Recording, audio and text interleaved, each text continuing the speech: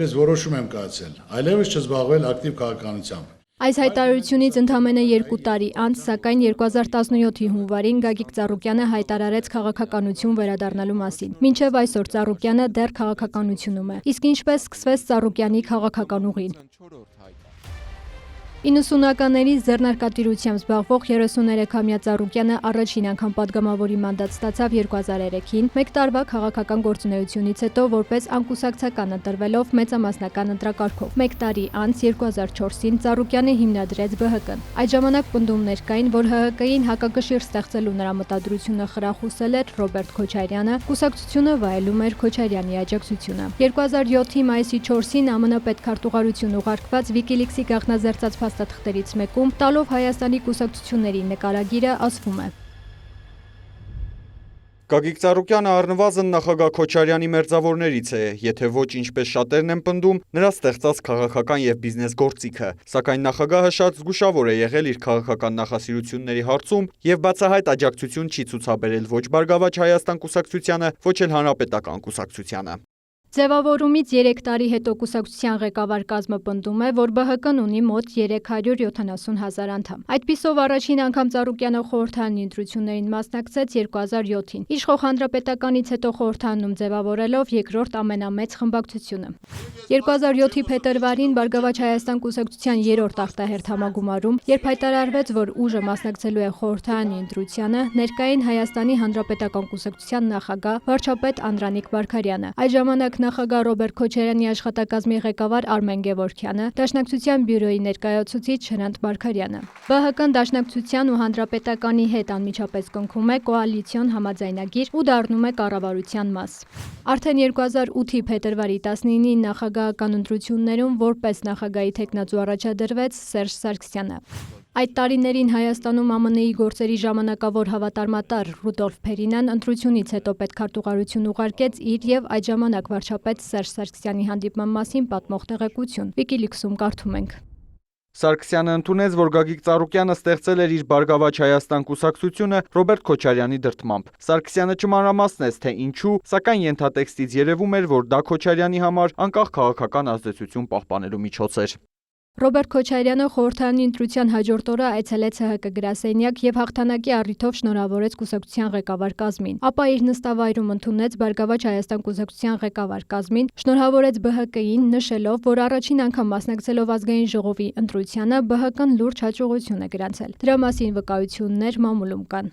2008-ի նախագահի ընտրությունը ըստ փորձագետների պայքար էր իշխանության ներսում Ռոբերտ Քոչարյանի եւ Սերժ Սարգսյանի ու նրանց հովանավորությունը վայելող կուսակցությունների միջև։ 2008-ի մարտի 1-ի դեպքերից 20 օր անց ստորագրվեց քաղաքական կոալիցիայի համաձայնագիր։ Ստորագրողներն էին Հայաստանի Հանրապետական կուսակցության նախագահ Սերժ Սարգսյանը, Բարգավաճ Հայաստան կուսակցության նախագահ Գագիկ Ծառուկյանը, Օրինաց երկիր կուսակցության նախագահ Արթուր Բաղդասարյանը եւ Դաշնակցության Հայաստանի գերագույն մարմնի ներկայացուցիչ Արմեն Ռուստամյանը։ 2009-ին ՀՅԴ-ն հեռացավ կոալիցիայից ընդդեմ Թուրքիայի հետ հարաբերությունների կարգավորմանը միտված ֆուտբոլային դիվանագիտության պատճառաբանությամբ։ 2011-ի փետրվարի 17-ին ԲՀԿ-ն, ՀՀԿ-ն ու Օրինաց երկիրը ստորագրեցին նոր կոալիցիոն հայտարարություն, արձանագրելով, որ քաղաքական կոալիցիան 2013-ի նախագահի ընտրությանը հանդես կգա միասնական թեկնածուով, իդեմս գործող նախագահ Սերժ Սարգսյանի։ 2012-ի խորհրդարանի ընտրությանը քարոզարշավի ժամանակ Սերժ Սարգսյանը կոչ արեց ընտրել իրենց կոալիցիոն գործընկեր Գագիկ Ծառուկյանին։ Մենք այնտեղ, որտեղ падգամավորի թեկնածու չենք առաջադրել, պաշտպանում ենք մեր կոալիցիոն գործընկերներին։ Եվ այստեղ բնականաբար մենք պաշտպանում ենք պարոն Գագիկ Ծառուկյանի թեկնածուությունը։ 2012-ի մայիսի 6-ի խորհրդարանի ընտրությանը ԲՀԿ-ն հավաքեց 30% ձայն ու հրաժարվեց կոալիցիա կազմել Հանրապետականի հետ։ 2013-ի նախագահի ընտրությանը ԲՀԿ-ն թեկնածու չառաջադրեց, չսատարեց թեկնածուներից որևէ մեկին։ Ընտրություններից հետո Ծառուկյանը չմասնակցեց Սարգսյանի երթմնակալության արարողությանը։ Արդեն հաջորդ տարի Ծառուկյանը ձևավորեց ընդդիմադիր եռյակ։ Իշխանափոխության մտադրության մասին Ծառուկյանը հայտարարեց 2014-ին ընդդիմության հանրահավաքի ժամանակ։ Կպարտադրենք իշխանափոխություն, նոր իշխանության ստեղծում եւ արտահայտ ընտրություններ։ 4 ամիս անց Ծառուկյանի այս հայտարարություններն ավելի կոշտացան։ Շուշացավ նաև Սարգսյանի արձագանքը Ծառուկյանին։ Սերժ Սարգսյանը Ծառուկյանին անվանեց քաղաքական չարիք, հեռացրեց նրան անվտանգության խորհրդի կազմից։ Այո, ողբերգություն է։ ինչ որտեղ նաև զավեշտ է,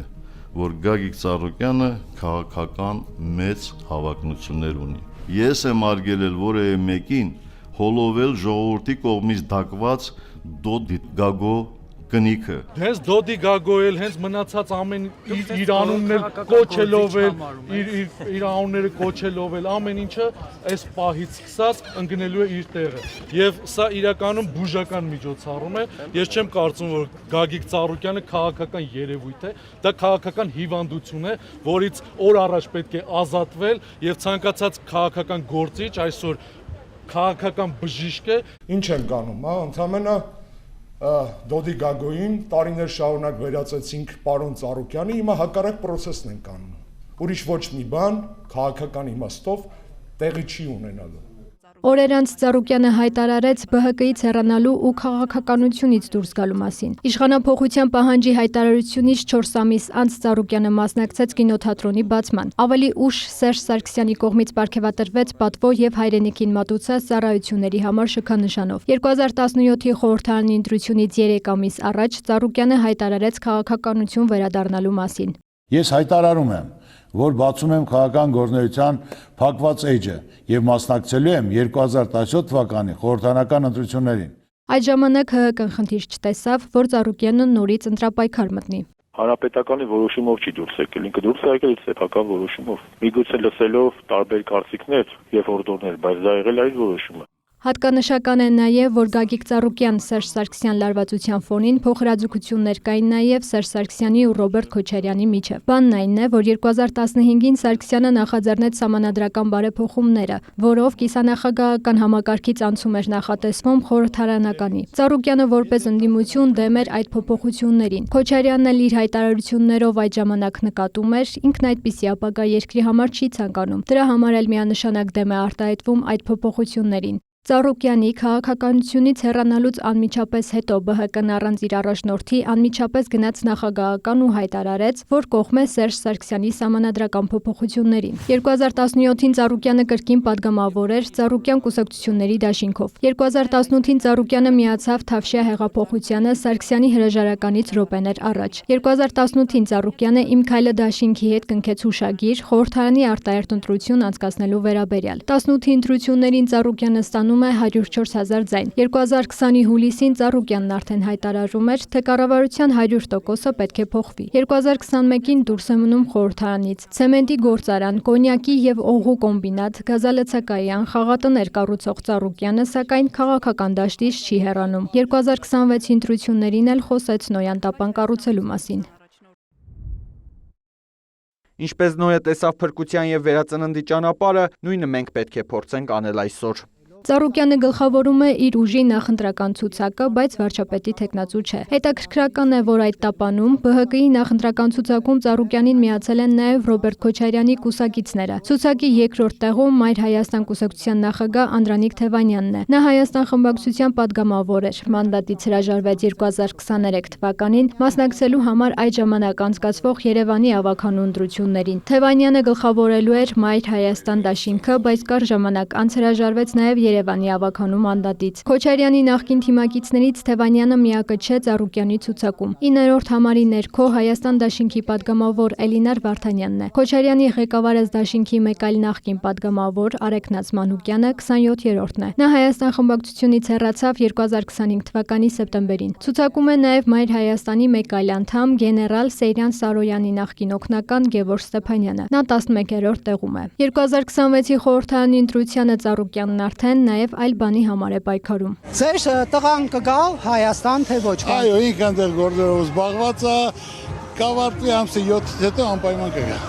Ինչու ամսի 7-ից հետո հույս ունեք իշխանափոխություն ունի նոր գա։ Դա Աստծո կամոք, որը բարինա նա կատարի։ Իսկ ինչի համար է մեղադրվում կրտսեր Ծառուկյանը։ 2024 թվականին Ծաղկաձորի խաղատներից մեկում միջադեպ էր տեղի ունեցել։ Վիճաբանությունն առաջացել էր խաղատան աշխատակիցների եւ Ծառուկյանի որդու Նվեր Ծառուկյանի ու նրա թիկնապանների միջև։ Հնչել էին կրակոցներ։ 2024 թվականի նոյեմբերի 2-ին հանրային քրեական հետապնդում հարուցվեց նաեւ Նվեր Ծառուկյանի նկատմամբ մի խումբ անձանց կողմից նախնական համաձայնությամբ գույքի պահպանման համար նախատեսված միջոցը վնասելով կողոպուտ կատարելու դրդշության, զենքի գործադրման նկատմամբ կատարված խուլիգանության եւ ապօրինի կերպով հրազեն պահելու, կրելու հոդվածներով։ Դեպքից հետո պարզ դարձավ, որ Նվեր Ծառուկյանը մեկնել է Բելարուս։ Դատախազությունը 2025-ին Բելարուսին է ուղարկել Նվեր Ծառուկյանին Հայաստանի իրավապահներին հանձնելու միջնորդություն։ Բելարուսից պատասխանը եղել է միջնորդությունը կքննարկվի կիրառելի միջազգային պայմանագրի հիման վրա, երկրի տարածքում նրան հայտնաբերելուց եւ ձերբակալելուց հետո։ Օրեր առաջ մամուլում տեղեկություններ տարածվեցին, որ Գագիկ Ծառուկյանի հետախուզվող որդին Բելարուսից մեկնել է Ռուսաստանի Դաշնություն։